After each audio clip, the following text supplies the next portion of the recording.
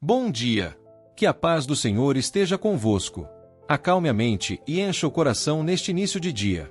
Antes de qualquer notificação, antes de qualquer preocupação, este é um tempo separado para ouvir a voz de Deus por meio da sua palavra, permitir que o Espírito Santo direcione cada passo e consagrar as próximas horas ao Senhor que reina de eternidade em eternidade.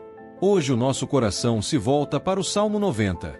Uma oração de Moisés, homem de Deus, que enxergou a grandeza do Senhor no meio de um povo frágil, pecador e limitado. Enquanto o tempo corre, compromissos se acumulam e pensamentos tentam dominar a nossa mente. A palavra de Deus nos lembra que a vida passa depressa, mas o Senhor permanece o mesmo eternamente. Por isso, hoje o nosso desejo é que Deus nos ensine a contar os nossos dias, de tal maneira que alcancemos um coração sábio. Que cada segundo desta manhã seja recebido como presente do Senhor. Que o Espírito Santo conduza esta meditação, revele quem Deus é, confronte os nossos pecados, fortaleça a nossa fé e estabeleça nova perspectiva para tudo que virá depois deste encontro com a palavra dele. Antes de começarmos, vamos fazer uma oração. Se você pode, feche os seus olhos e ore comigo. Deus, em nome de Jesus Cristo, aquele que morreu e ressuscitou para nos salvar, nosso coração chega diante de teu trono reconhecendo que em nenhum outro nome existe salvação, como afirma a tua palavra. Senhor, reconhecemos que o Senhor é Deus desde a eternidade, antes que os montes fossem formados, e por isso mereças toda a honra, toda a glória, toda a adoração. Pedimos perdão pelos nossos pecados, pelos nossos pensamentos que não agradam ao teu coração, pelas as nossas ações que não refletem o seu caráter e pelos momentos em que deixamos de reconhecer a tua bondade e a tua presença. Confessamos que precisamos da obra redentora de Jesus Cristo cada dia das nossas vidas. Senhor, nesta manhã pedimos que o teu Espírito Santo nos dê entendimento para receber com sabedoria tudo o que a sua palavra quer nos ensinar por meio do Salmo 90. Faz com que a verdade penetre fundo na nossa alma, produza arrependimento dos nossos hábitos pecaminosos, renove as nossas mentes e transforme os nossos corações. Pedimos graça para viver este dia não de acordo com os nossos sentimentos, mas fundamentados na rocha sólida que é a tua palavra, reconhecendo que sem a tua direção nenhuma sabedoria humana é suficiente. Que o Senhor confirme a obra do Espírito Santo neste devocional, transformando ouvintes em discípulos de Jesus que entregam a vida ao propósito eterno e renunciam aos desejos passageiros da carne. Peço que cada pessoa que medita neste devocional saia daqui diferente, com o coração mais próximo do Senhor, a fé mais forte, o arrependimento mais sincero e a esperança mais firme na volta de Cristo. Que Deus abra os céus e derrame bênçãos abundantes sobre quantos creem em seu nome. Assim oramos no santo nome de Jesus Cristo. Amém. O Salmo 90 apresenta-se como oração de Moisés, homem de Deus. Esta designação não aparece por acaso. Moisés conduziu o povo de Israel pelo deserto durante 40 anos, testemunhando gerações inteiras nascendo, pecando, murmurando e findando. A experiência de Moisés com a fragilidade humana e a fidelidade divina moldou esta oração, que se tornou salmo didático para todo o povo de Deus. O contexto histórico remonta ao período do Êxodo, quando o povo caminhava entre o Egito e a Terra Prometida, enfrentando juízos, provações e a constante necessidade de depender da graça de Deus. A estrutura do Salmo 90 divide-se em duas partes principais. Dos versículos 1 ao 11, o texto contempla a eternidade de Deus, a brevidade da vida humana e a consciência do pecado. Dos versículos 12 ao 17, o Salmo transforma-se em súplica, pedindo sabedoria, misericórdia, alegria e confirmação da obra. Charles Spurgeon, em seus comentários sobre este salmo, destacou que Moisés não orava como isolado, mas como representante de um povo que precisava aprender a viver diante de Deus.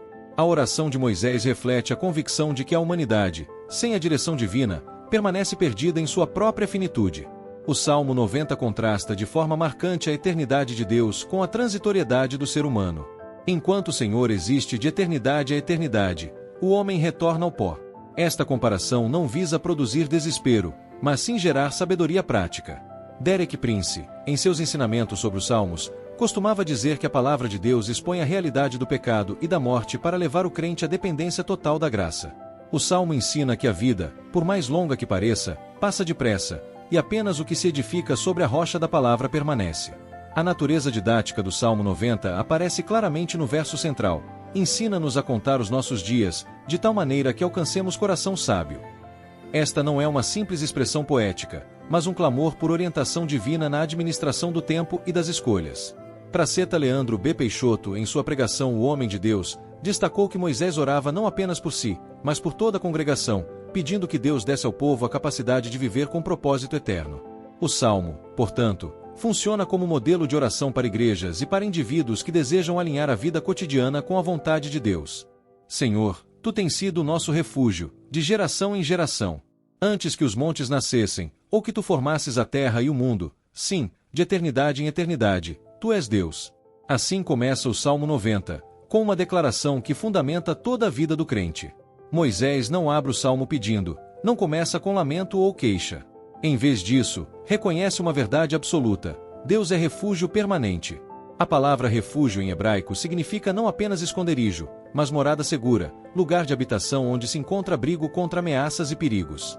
Quando uma pessoa entra em um refúgio, deixa para trás a exposição e o desamparo, passa a permanecer em segurança. O refúgio que Deus oferece não é temporal. A palavra declara que Deus tem sido refúgio de geração em geração. Isto significa que aquilo que era verdade para Abraão, para Isaque, para Jacó, para Moisés, para os profetas e para a igreja primitiva permanece verdade para cada pessoa que medita neste salmo nesta manhã. Gerações viveram, morreram e passaram a eternidade, mas Deus continuou sendo refúgio seguro para todos quantos nele creram. Charles Spurgeon, o príncipe dos pregadores, costumava dizer que a eternidade de Deus é o fundamento mais sólido para a confiança humana. Quando se reconhece que o Senhor não muda, que sua fidelidade não falha e que sua presença não diminui, o coração encontra repouso genuíno. A Escritura prossegue: antes que os montes nascessem, ou que tu formasses a terra e o mundo, sim, de eternidade em eternidade, tu és Deus. Os montes parecem eternos aos olhos humanos, existem há milhões de anos, permanecerão enquanto o mundo durar. Mas Deus antecede aos montes. A criação inteira, com toda sua vastidão e força, é obra das mãos divinas, e o Criador é infinitamente superior à criação. Isto não é apenas informação teológica abstrata. Esta verdade deve penetrar no coração de quem ouve. Se Deus criou e sustém a terra e o universo, se Deus existe antes de tudo e permanecerá depois de tudo, então Ele é absolutamente capaz de guardar a vida humana, de cuidar de cada detalhe, de estabelecer segurança genuína. O Salmo 146 reafirma esta verdade ao declarar: não confiei em príncipes, nem em filho de homem, em quem não há salvação. Sai o seu espírito, e ele volta para a terra. Nesse mesmo dia perecem todos os seus pensamentos. Bem-aventurado aquele cuja ajuda é o Deus de Jacó, e cuja esperança está no Senhor, seu Deus. Quando a mente busca segurança em dinheiro, em relacionamentos humanos, em saúde física, em reconhecimento social ou em qualquer coisa que não seja Deus, edifica-se sobre areia. Tudo isso passa. O dinheiro desaparece, relacionamentos terminam, saúde falha, fama desvanece. Apenas Deus permanece. Apenas Deus oferece refúgio verdadeiro. A aplicação prática desta verdade para a manhã em que se medita é clara. Antes de lidar com agenda, responsabilidades e desafios, a mente deve retornar a esta convicção: o Senhor não simplesmente oferecerá refúgio quando chegar a hora da crise, quando vier o momento de desespero. Ele oferece refúgio agora, nesta manhã, enquanto a vida continua normal, enquanto os desafios ainda não explodiram. A sabedoria consiste em buscar o refúgio antes que a necessidade se torne urgente. Como está escrito em Provérbios capítulo 22 e versículo 3, o prudente vê o mal e se esconde, mas o simples passa e sofre a pena. Reconhecer Deus como refúgio significa abrir mão da ilusão de que a força humana é suficiente e descansar completamente na capacidade infinita do Senhor. Derek Prince, em seus ensinamentos sobre a oração, costumava enfatizar que o reconhecimento de quem Deus é deve preceder qualquer pedido. Por isso Moisés começa o salmo não com lista de necessidades, mas com a afirmação da eternidade e da fidelidade divina. Isto estabelece perspectiva correta. Não se vem diante de Deus como alguém que acusa, que questiona, que exige. Vem-se como alguém que reconhece sua própria pequenez, sua fragilidade e sua completa dependência. Nesta postura, o coração encontra paz. O Senhor não apenas é capaz de resolver problemas, Ele é o fundamento de toda segurança. Após afirmar a eternidade e a fidelidade de Deus, Moisés apresenta o contraste que define a experiência humana. Ele escreve: tu reduzes o homem ao pó e dizes: tornai, filhos dos homens. Esta linguagem não é poética em sentido apenas figurado. Remonta a declaração feita a Adão no Gênesis: do pó vieste e ao pó tornarás. A morte não é uma surpresa que toma a humanidade desprevenida. É consequência natural do pecado, sentença estabelecida por Deus contra a rebelião. O Salmo força o coração a confrontar esta realidade. O ser humano retorna ao pó. Tudo aquilo que a pessoa constrói, acumula, planeja com afinco finalmente desaparece quando a vida termina. O salmo prossegue com uma imagem penetrante que ilustra a brevidade da existência. Porque 1000 anos aos teus olhos são como o dia de ontem que passou, e como a vigília da noite. 1000 anos é um período de tempo que a mente humana mal consegue conceber. Mas para Deus, 1000 anos são como um dia que passou, como uma pequena fração da noite. Isto quer dizer que a perspectiva divina sobre o tempo é radicalmente diferente da perspectiva humana. Ao Senhor, aquilo que parece eternidade para o ser humano é breve como um instante. Este entendimento humilha o coração. Tudo aquilo que parece importante, urgente, crucial no contexto da vida humana, quando visto da perspectiva da eternidade, revela-se transitório. A imagem seguinte aprofunda este confronto. O Salmo declara: Tu os levas como a corrente de água, são como um sono, de manhã são como a erva que cresce. De manhã floresce e cresce, à tarde corta-se e seca. Aqui Moisés compara a vida humana à grama que nasce pela manhã. A erva tem seu ciclo de vida. Brota, cresce, floresce com vigor, apresenta-se bela e cheia de vitalidade. Mas à tarde, quando o calor do dia intensifica-se, murcha. Pela noite, seca completamente. O que era verde e viçoso torna-se pálido e frágil. Esta é a trajetória de cada vida humana. Independentemente de quantos anos a pessoa tenha vivido, o padrão permanece o mesmo: nascimento, crescimento, vigor, declínio, morte.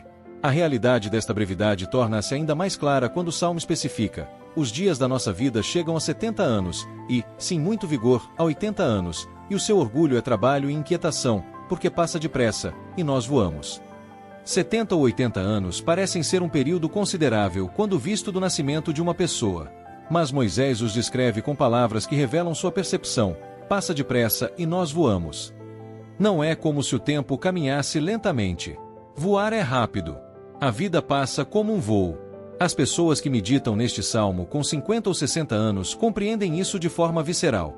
O que parecia distante na infância chegou com velocidade inesperada. Além disso, o salmo aponta que estes anos não são apenas breves, mas marcados por trabalho e inquietação. A vida humana não consiste em repouso perpétuo ou tranquilidade contínua.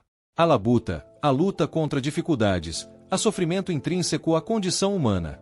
Charles Spurgeon, em seus comentários sobre este salmo, destacou que Moisés reconhecia a dureza da existência terrena. Cansaço acompanha o trabalho. Preocupação acompanha as responsabilidades. E tudo isto passa rapidamente. Isto não é pessimismo bíblico, é realismo que produz sabedoria. A compreensão desta brevidade deve transformar a forma como cada pessoa vive. Se a vida passa depressa, se os anos são comparados a um voo, se o tempo é precioso, então como deve haver aproveitamento deliberado dele? Como devem ser investidas as horas?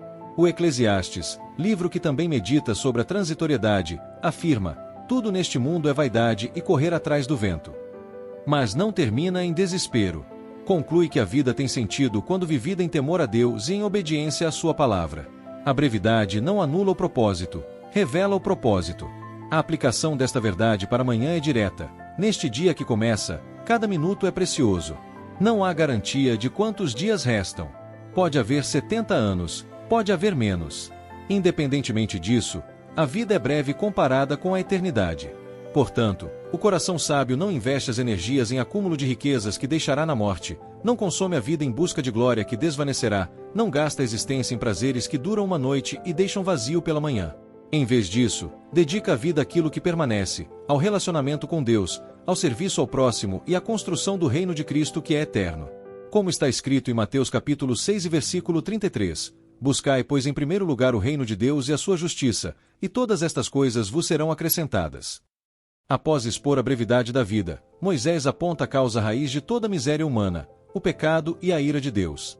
O Salmo declara: somos consumidos pela tua ira e aterrorizados pelo teu furor. Esta não é uma descrição de Deus impulsivo ou irracional. A ira divina é resposta santa e justa à rebelião humana. Charles Spurgeon, em seus comentários sobre este versículo, destacou que a ira de Deus contra o pecado é tão grande quanto o temor que lhe é devido. A ira divina não é exagero, é realidade terrível que consome tudo o que se opõe à santidade de Deus. A morte física, a miséria, o vazio e a angústia que acompanham a existência humana são manifestações desta ira. O pecado produz morte, e a morte é sinal do juízo divino sobre a desobediência. O Salmo 90 prossegue expondo a totalidade do pecado, diante de ti puseste as nossas iniquidades, os nossos pecados secretos não escapam à luz da tua presença. Nada permanece oculto diante de Deus. Pecados que a pessoa esconde dos olhos dos pais, do cônjuge, dos amigos, dos pastores, estão completamente expostos diante do Senhor. A mente humana engana-se ao pensar que pecados secretos não causam dano. Deus vê intenções, desejos, pensamentos, motivações. Derek Prince, em seus ensinamentos sobre inimigos espirituais, costumava alertar que o pecado abre portas para influências demoníacas e traz escravidão. A raiva, o ódio, a violência, o assassinato começam como pensamentos que não são confessados e abandonados. O Salmo afirma que Deus coloca todas as iniquidades diante de si, como livro aberto. Este reconhecimento deve levar ao arrependimento sincero, não à desesperança. A consequência da ira divina sobre o pecado é descrita no versículo 9. Todos os nossos dias passam debaixo da tua ira, acabamos os nossos anos como um suspiro. A vida inteira transcorre sob a ira de Deus quando o pecado não é tratado. O suspiro representa algo breve, passageiro, sem substância. A existência sem reconciliação com Deus é vazia, mesmo que repleta de riquezas, sucesso e prazeres. Praceta Leandro B. Peixoto, em sua pregação sobre o Salmo 90, destacou que Moisés conecta a morte ao pecado e ao julgamento divino. A morte não é mero evento biológico, é visitação da ira de Deus sobre a rebelião humana. Isto não significa que cada doença ou dificuldade seja castigo específico por pecado particular, mas revela que a humanidade como um todo vive sob o peso da maldição do pecado. O Salmo culmina esta sessão com uma pergunta retórica que expõe a magnitude da ira divina. Quem conhece o poder da tua ira? E quem teme a tua indignação como convém? A resposta é clara: ninguém conhece plenamente o poder da ira de Deus, porque ninguém experimentou o juízo final na sua totalidade. A ira divina é tão grande quanto o temor que lhe é devido. O temor de Deus é início da sabedoria. Quem não teme a ira de Deus não compreende a seriedade do pecado. Charles Spurgeon costumava dizer que a Escritura nunca exagera quando descreve a ira de Deus contra o pecado. A ira divina é real, é poderosa, é terrível. O crente não deve temer condenação, pois Cristo levou a ira divisa na cruz, mas deve temer ofender um Deus santo e amar o pecado que provocou aquela ira. A aplicação prática desta sessão para a vida diária é urgente. O devocional da manhã não serve apenas para conforto, serve para confronto. O coração precisa ser examinado diante de Deus. Pecados secretos precisam ser confessados. Arrependimento genuíno precisa ser manifestado. Derek Prince ensinava que arrependimento significa rejeitar o pecado, afastar-se dele e recorrer a Cristo. A oração de arrependimento deve ser específica. Senhor, arrependo-me dos pecados cometidos, rejeito essas ações, me afasto delas e recorro a Jesus em busca de misericórdia. O Salmo não deixa espaço para justificativa ou desculpa. Expõe o pecado em toda a sua gravidade e aponta para a necessidade de graça divina. A ira de Deus revela a santidade divina. A graça de Deus revela o amor divino. Ambas são verdades que devem moldar a vida do crente. Após expor a realidade do pecado e a ira de Deus, o Salmo 90 apresenta um ponto de virada. Moisés não abandona o povo à desesperança. Em vez disso, clama: ensina-nos a contar os nossos dias, de tal maneira que alcancemos coração sábio. Este versículo, o versículo 12 do Salmo 90, é central não apenas para este salmo, mas para toda a Escritura. Aqui reside a chave que transforma a meditação sobre brevidade e morte em instrumento de transformação espiritual. Moisés não pede libertação da morte física. Pede sabedoria para viver bem durante o tempo concedido. Pede que o Espírito Santo capacite o povo a contar os dias não como máquina de calcular, mas como inteligência que compreende o valor de cada hora e as investe com propósito eterno. A palavra contar em hebraico refere-se não apenas a números, mas a conhecimento profundo. Contar os dias significa avaliar o tempo em sua totalidade, reconhecer sua brevidade, compreender seu valor. Isto produz uma forma diferente de viver. A pessoa que de fato compreende que a vida é breve não investe seus dias em busca de riquezas que deixará na morte. Não consome as horas em calúnia, fofoca, inveja e ódio que destroem a alma. Não gasta o tempo em prazeres efêmeros que deixam vazio quando terminam. Em vez disso, o crente que compreende a brevidade busca aquilo que permanece: conhecimento de Deus, santificação, serviço ao próximo, obra para a eternidade. Como está escrito em 1 Coríntios capítulo 15, versículos 57 e 58, mas graças a Deus, que nos dá a vitória por nosso Senhor Jesus Cristo. Portanto, meus amados irmãos, sede firmes, inabaláveis e sempre abundantes na obra do Senhor, sabendo que o vosso trabalho não é vão no Senhor. A sabedoria pedida no versículo 12 não é conhecimento racional ou informação intelectual. A Escritura define sabedoria como compreensão divina, temor a Deus, conhecimento do caráter santo do Senhor. Provérbios capítulo 9 e versículo 10 declara: o temor do Senhor é o princípio da sabedoria, e o conhecimento do santo é prudência. Isto quer dizer que a pessoa só torna-se sábia quando passa a temer a Deus de verdade, quando reconhece a santidade divina, quando entende as consequências do pecado e o valor da graça. Charles Spurgeon, em seus comentários, destacou que Moisés reconhecia a insuficiência da inteligência humana para produzir esta sabedoria. A mente humana, deixada a cargo da própria inteligência, busca vantagem própria, prazer imediato, poder e controle. Apenas o Espírito Santo pode ensinar a alma a viver de forma sábia diante de Deus. O texto começa com "ensina-nos", indicando que a iniciativa é de Deus. O povo não pode produzir sabedoria por esforço próprio. O Espírito Santo deve ensinar. Isto coloca o crente na postura de discípulo humilde, que reconhece sua ignorância espiritual e depende completamente da instrução divina. Derek Prince costumava enfatizar que o aprendizado espiritual não ocorre mediante estudo solitário da Bíblia, embora o estudo seja importante. Ocorre quando o Espírito Santo ilumina a mente, convence o coração, transforma a compreensão. Por isso o crente deve orar enquanto medita na palavra: Senhor, abre os meus olhos para que veja maravilhas da tua lei. Ensina-me a compreender o significado verdadeiro, não apenas as palavras. A oração que acompanha a leitura bíblica abre canais através dos quais o Espírito Santo flui com poder transformador. A sabedoria produzida por este ensino divino resulta em coração sábio. O coração em linguagem bíblica representa o centro da vida interior, vontade, emoção, razão, consciência. Um coração sábio não apenas conhece a verdade, mas a abraça, a pratica, a deixa transformar todas as decisões.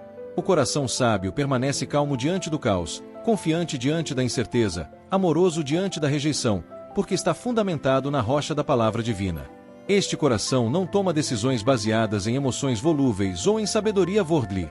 Toma decisões alinhadas com a vontade de Deus, buscando primeiro o reino divino e a sua justiça. Como está escrito em Provérbios capítulo 23 e versículo 26, Filho meu, dá-me o teu coração, e os teus olhos se deleitem nos meus caminhos. A aplicação desta sessão para amanhã é prática e imediata. Ao começar o dia, o coração deve orar: Senhor, ensina-me a contar este dia como precioso. Mostra-me como investir estas horas de forma sábia. Ilumina minha mente para que veja tudo o que venho a fazer desde a perspectiva da eternidade. Capacita-me a renunciar aos desejos insensatos e a buscar aquilo que agrada a teu coração. Concede-me sabedoria para cada decisão, palavra e ação.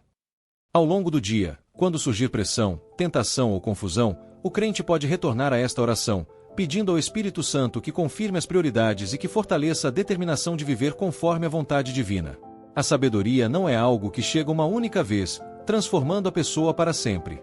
É processo contínuo de aprendizado, confissão, arrependimento, renúncia e obediência. Cada dia oferece oportunidade de buscar e receber a sabedoria que o Senhor oferece liberalmente àqueles que a pedem. Após pedir sabedoria, Moisés passa a súplica mais urgente: volta-te para nós, Senhor, até quando? Aplaca-te para com os teus servos. O tom muda de reflexão contemplativa para clamor sincero. A pergunta "até quando?" revela o peso da espera, o cansaço de uma geração que viveu 40 anos no deserto, que experimentou julgamento, que perdeu aqueles que pecaram contra o Senhor. Mas o clamor não é acusação. Moisés reconhece Deus como Senhor, o povo como servos. Há submissão na pergunta. Há reconhecimento de que Deus determina o tempo, que a volta do Senhor ao seu povo depende da vontade divina. O clamor por misericórdia é expressão de dependência absoluta, não exigência. Logo após pedir que Deus se volte para o seu povo, Moisés súplica pela consecução de misericórdia: farta-nos de madrugada com a tua benignidade, para que nos regozijemos e nos alegremos todos os nossos dias. A palavra madrugada é significativa. A madrugada é o momento mais escuro da noite, quando as forças estão mais diminuídas, quando o desânimo toca fundo. É neste momento que a benignidade de Deus deve vir, não como esperança distante, mas como realidade presente. Charles Spurgeon interpretava este versículo como promessa de que o Senhor satisfaz o povo com misericórdia logo no início do dia, restaurando alegria e força. A Escritura não promete ausência de dificuldades ou vida isenta de sofrimento. Promete que a misericórdia de Deus acompanha o crente desde a madrugada, desde o primeiro momento de consciência. A consequência desta satisfação é a alegria genuína, para que nos regozijemos e nos alegremos todos os nossos dias. A alegria bíblica não depende de circunstâncias externas. Provérbios capítulo 15 versículo 15 afirma: todos os dias do aflito são maus, mas o de coração alegre tem um banquete contínuo. A Escritura não nega que aflições existem. Todos os dias podem ser verdadeiramente maus. Mas o coração que conhece a misericórdia de Deus, que experimentou o perdão em Cristo, que confia na fidelidade divina, pode alegrar-se mesmo em meio aos problemas. Esta é a obra do Espírito Santo, não remover circunstâncias difíceis, mas colocar alegria profunda no coração que confia em Deus. Derek Prince ensinava que a alegria de Deus é força. Quando o crente está cheio da alegria da salvação, possui força para resistir à tentação, para perseverar no sofrimento, para amar aqueles que ofendem. O versículo 15 aprofunda esta promessa: alegra-nos pelos dias em que nos afligiste e pelos anos em que vimos o mal. Aqui Moisés pede que Deus restaure a alegria em proporção aos dias de aflição. Os 40 anos no deserto foram período de julgamento, de morte de uma geração, de aprendizado doloroso. Mas Moisés pede que estes mesmos anos, quando transformados pela graça de Deus, tornem-se instrumento de sabedoria e amadurecimento. As dificuldades que o povo enfrentou não foram propósito de Deus apenas para punição, mas para moldar caráter, para produzir dependência de Deus, para estabelecer fundamentos sólidos para gerações futuras. A vida do crente não é simples acumulação de eventos agradáveis. É processo de transformação através do qual o sofrimento, quando submetido a Deus, produz fruto espiritual. Como está escrito em Romanos capítulo 8 e versículo 28, sabemos que todas as coisas concorrem para o bem daqueles que amam a Deus, daqueles que são chamados segundo o seu propósito. O versículo 16 amplia a petição para além do povo presente: apareça a tua obra aos teus servos, e a tua glória, sobre seus filhos. Moisés não pede benefício apenas para a geração atual, mas para os filhos. Deseja que as crianças vejam as obras poderosas de Deus, que experimentem a glória divina, que cresçam com fundamento sólido na fé. Esta é a visão de um pastor verdadeiro, não apenas resolver problemas presentes, mas estabelecer legado espiritual para gerações futuras. Praceta Leandro B. Peixoto, em sua pregação sobre o Salmo 90, destacou que Moisés, embora tivesse impedimento de entrar na terra prometida devido ao seu próprio pecado, não era amargado. Clamava para que outros experimentassem a bondade de Deus. Esta é marca de um coração regenerado, capacidade de regozijar-se com a bênção alheia, mesmo quando a pessoa não a recebe pessoalmente. O clímax das petições chega no versículo 17: e seja sobre nós a formosura do Senhor, nosso Deus, e confirma sobre nós a obra das nossas mãos. Sim, confirma a obra das nossas mãos. A formosura do Senhor refere-se à beleza da graça divina, a glória refletida em quem é salvo. O pedido é que a aprovação de Deus, a beleza da transformação divina, resplandeça através da vida do povo. Mas o ponto crítico é a petição por confirmação da obra. Trabalho sem aprovação divina é vã labuta. Esforço sem a bênção de Deus não produz fruto eterno. O crente pode trabalhar muito, ser ativo, produzir resultados visíveis, mas se o Senhor não confirmar a obra, tudo permanece vazio. A repetição da frase "confirma a obra das nossas mãos" enfatiza a importância desta petição. Não é suficiente fazer muita coisa.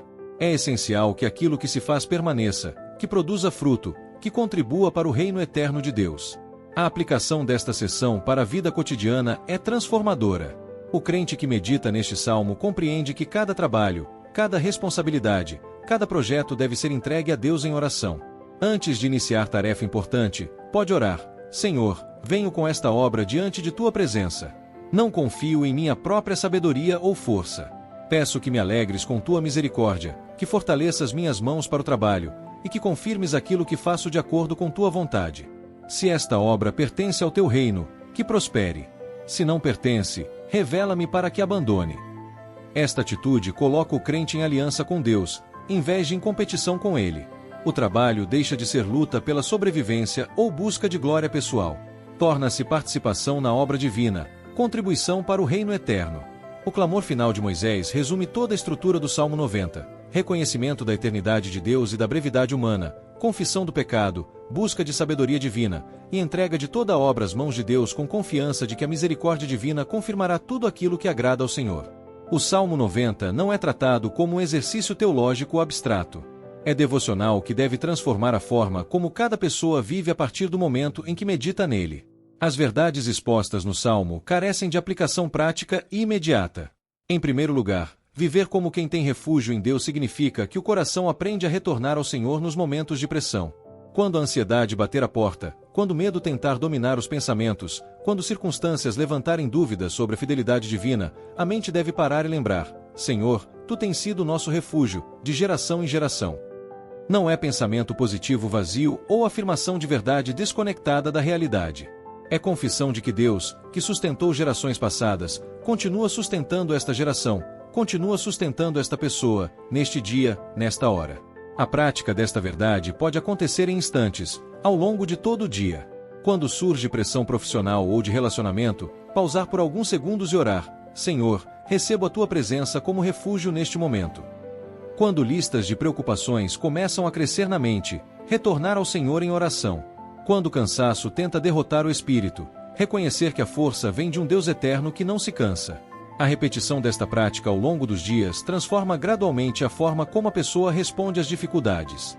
Em vez de entrar em pânico, em vez de tentar resolver tudo por força própria, o coração aprende a buscar o refúgio que já existe. Em segundo lugar, viver consciente da brevidade da vida significa que prioridades precisam ser revisadas. O crente que verdadeiramente entende que a vida passa depressa não investe energias apenas em acúmulo de riquezas. Não gasta horas em conversas que destroem a reputação alheia. Não dedica dias a projetos de vanglória pessoal. Em vez disso, pergunta constantemente: isto tem valor eterno? Isto reflete a vontade de Deus para minha vida? Estou investindo este tempo no que verdadeiramente importa? Mateus capítulo 6 e versículos 19 até 21 afirmam: Não ajunteis tesouros na terra, onde a traça e a ferrugem tudo consomem, e onde os ladrões escavam e roubam. Mas ajuntai tesouros no céu, onde nem a traça nem a ferrugem consomem, e onde os ladrões não escavam nem roubam, porque onde está o vosso tesouro, aí estará também o vosso coração. Esta aplicação não significa negligência com responsabilidades presentes. Significa que responsabilidades são cumpridas, mas não como fim em si mesmas. Trabalho é importante, mas não é identidade. Sucesso profissional é válido, mas não é segurança. Família é preciosidade, mas não é refúgio últimos. O crente que medita no Salmo 90 aprende a fazer cada coisa bem, mas a olhar além de cada coisa para o propósito eterno. Pode trabalhar com excelência sabendo que o trabalho termina, que sua vida não é resumida pelo cargo que ocupar ou pelos títulos que alcançar. Pode amar a família profundamente, mas sabendo que o relacionamento que realmente importa é com Deus. Em terceiro lugar, o devocional da manhã é a oportunidade de examinar a vida diante de Deus, confessando pecados. O Salmo 90 expõe o pecado na sua gravidade. Portanto, após meditar nele, o coração deve estar sensibilizado para toda e qualquer transgressão. Isto não significa condenação e desespero. Significa que o crente, em vez de ignorar o pecado ou minimizá-lo, traz-o à luz de Deus em confissão sincera. 1 João capítulo 1 e versículo 9 promete: se confessarmos os nossos pecados, Ele é fiel e justo para nos perdoar os pecados e nos purificar de toda injustiça. A confissão não é formulário a ser recitado rapidamente. É a expressão do coração que reconhece estar errado e deseja mudar. Enquanto medita, o crente pode pensar nos últimos dias: qual palavra machucou alguém? Qual pensamento não era puro? Qual ação não refletia o caráter de Cristo? A confissão específica abre caminhos para a transformação específica. Em quarto lugar, o clamor por sabedoria que está no coração do Salmo 90 deve ser prática diária.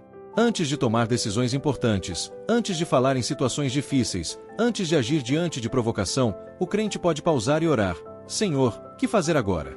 Como devo responder? Qual é a escolha sábia diante de tua eternidade? Derek Prince costumava dizer que a sabedoria de Deus frequentemente vai contra a lógica humana. A resposta sábia pode ser perdoar quando o coração quer vingar. Pode ser silenciar quando a boca quer falar. Pode ser investir em alguém quando a mente diz que a pessoa não merece. Ao pedir sabedoria no início do dia, o crente estabelece padrão de dependência contínua de Deus, em vez de confiança na própria inteligência. Em quinto lugar, a prática de entregar toda a obra ao Senhor com pedido de confirmação transforma o relacionamento com trabalho e serviço. Seja no ambiente profissional, na família, na comunidade ou na igreja, o crente pode, antes de iniciar tarefa importante, dizer: Senhor, confirma a obra das minhas mãos. Se isto é da tua vontade, que prospere. Se não, que seja removido do caminho. Esta atitude não torna a pessoa preguiçosa ou irresponsável. Ao contrário, torna a pessoa mais cuidadosa, porque sabe que o trabalho será avaliado não apenas por métricas mundanas, mas por vontade divina. O crente pode dedicar-se com excelência ao trabalho ao qual foi chamado, sabendo que nenhum esforço no serviço a Deus é perdido. 1 Coríntios capítulo 15 e versículo 58 encoraja: portanto, meus amados irmãos, sede firmes, inabaláveis e sempre abundantes na obra do Senhor, sabendo que o vosso trabalho não é vão no Senhor. A aplicação prática do Salmo 90 resume-se em viver cada dia com consciência de que é precioso, com dependência de Deus como refúgio, com sensibilidade ao pecado e disposição para confessar, com busca contínua de sabedoria divina, e com entrega de toda a obra à aprovação do Senhor. Isto não é comportamento que se alcança uma vez e permanece para sempre. É prática diária, retorno contínuo, renovação constante da mente e do coração. Cada manhã oferece nova oportunidade de retornar às verdades do Salmo 90, de renovar as convicções, de reafirmar as prioridades. O cristão que vive desta forma descobre que a vida, embora breve, torna-se profunda. Os anos passam rapidamente, mas deixam marca de eternidade. O trabalho realizado permanece. As vidas tocadas continuam a receber influência. O caráter moldado pela palavra perdura. Este é o fruto de viver sabedoria com os olhos fixos em Deus. O Salmo 90 é mais que meditação teórica sobre eternidade e brevidade. É chamado divino para transformação de vida. Ao longo desta palavra da manhã, o coração passou por jornada profunda. Começou reconhecendo Deus como refúgio eterno, fundamentando a confiança em um Deus que antecede os montes e permanecerá quando tudo desaparecer. Depois confrontou a realidade da brevidade humana, a verdade de que a vida passa depressa, de que a morte é certa, de que tudo nesta terra é transitório. Em seguida encarou a gravidade do pecado e a realidade da ira divina contra a rebelião, compreendendo que sem arrependimento sincero a existência permanece vazia. Clamou por sabedoria que só Deus pode conceder, aquela sabedoria que ensina a contar os dias de forma sábia. Suplicou por misericórdia, alegria e confirmação da obra, reconhecendo que nenhum esforço humano próspera sem a bênção de Deus. E finalmente entendeu as aplicações práticas necessárias para viver esta verdade cada dia. Neste momento, enquanto a meditação chega ao fim, o coração não deve permanecer na mesma condição em que chegou. Transformação deve ocorrer. A decisão não é trivial. Não é questão de concordar mentalmente com verdades bíblicas abstratas. É questão de entregar a vida, este dia, esta hora, aos propósitos eternos de Deus.